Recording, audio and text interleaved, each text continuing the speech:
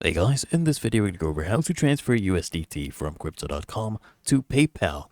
Now, the first thing I need you to do is come here and click on this icon, accounts, okay? And you'll be able to see your crypto wallet. So go ahead and click on crypto wallet.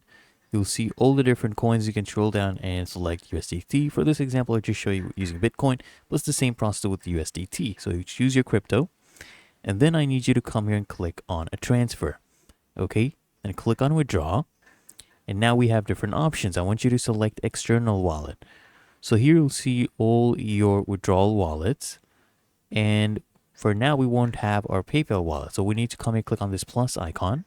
Okay, and then click on wallet address. And just choose the cryptocurrency. In this case, go ahead and choose USDT, right? And we need our address, right? So what we do is just go ahead and open up PayPal. And if you already have a crypto wallet set up, you can just click here to get your wallet address. Or if you don't have one, you can click on finances, come here to the crypto section, and then you choose your coin. So in this case, go look for USDT. I'll just show you this with Bitcoin.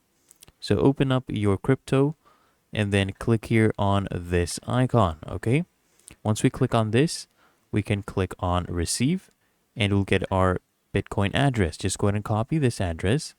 Okay, this is the wallet address. Go ahead and copy this and paste it here back into crypto.com.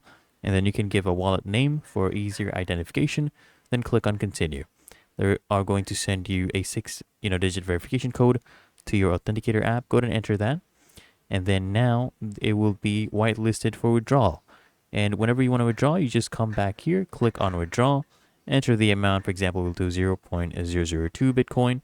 Then just go ahead and click on withdraw and you'll see the confirmation here, and make sure the wallets are correct. Okay, you'll see the fees, everything here. Then just go ahead and click on confirm.